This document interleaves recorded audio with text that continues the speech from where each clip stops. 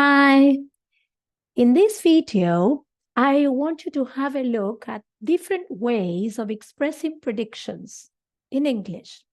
Let's have a look at them. We have the traditional will, which is an auxiliary, a modal auxiliary that we use to express beliefs or ideas about the future. But these ideas are like predictions, okay? We are not completely sure about these ideas. So we could say, it'll be a nice day tomorrow. I think Argentina will win the World Cup. Like this, I think, gives this idea of not being so sure about it. It's like your opinion. We can also express what we want to or what we are willing to. Like, I hope you will come to my party because this is what I want. Or Peter says he'll visit us. These are expressing what the people want to do. They are a prediction, but based on what the people might want. Now, we could also make predictions about the future in general, like I will be a doctor, like my personal idea of some future, some moment in the future. She'll travel around the world. Or the negative, you won't have any issues. Remember that these cases are cases that do not have a special moment, a specific moment in the future. Okay, that's why it's a prediction. It's very common. Remember that contractions are a way of speaking more naturally. So try to incorporate the word, the contraction of will, like I'll live, she'll have. That's the way they use them. For the negative, remember that the word is won't. You might confuse it with want, the verb querer, but this is not querer, this is will not. Won't has the diphthong O as in go or no. And of course, remember that it's followed by a bare infinitive. That means an infinitive without the to. Do not confuse. Remember, modal verbs do not take the to after them. In the questions, as you already know, you've got to switch positions between subject and auxiliary. Okay, then we have the typical confusion or mixed up with the going to, which is also used for predictions, but predictions that are based on clear evidence that you know that that's going to happen.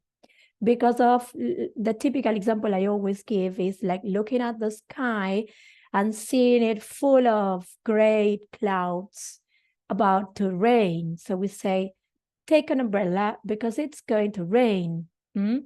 Or something you know it's going to happen as a logical consequence. So that's when you use going to for predictions. If not, go using will or any of the ideas that I'm going to mention right now. Like, for example, may or might. They are also used for predictions. For example, you are not sure about having flour in your pantry. So you say, I might have some flour in the pantry for cooking this recipe. Let's have a look, because you're not sure. So it's like an idea you've got. You go to the pantry or open a cupboard and see if you have it or not. Or for the future, talking about predictions about the time where people might or may leave or come. They may leave tomorrow.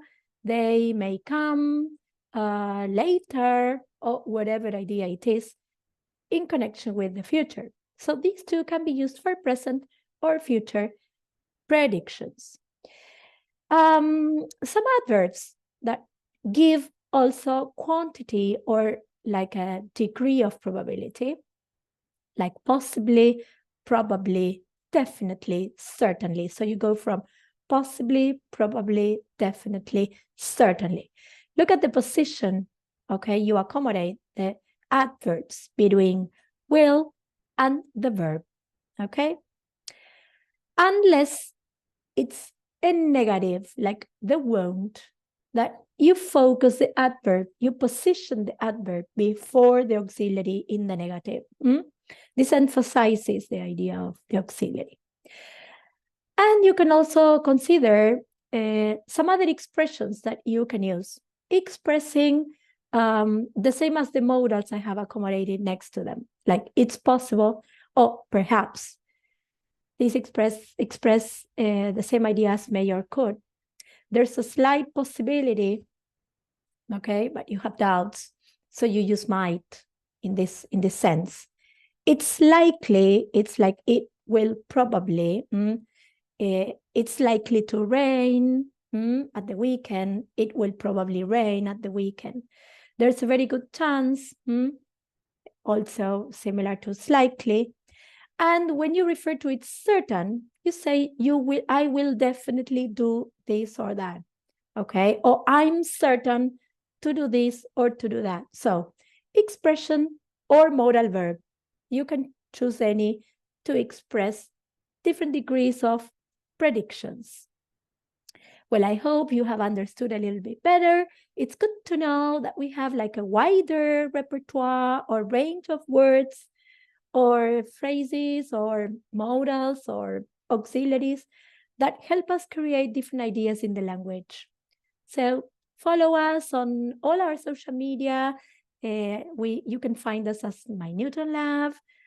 You can leave comments in this video if you want, and I'll be answering them. Thanks a lot. Bye.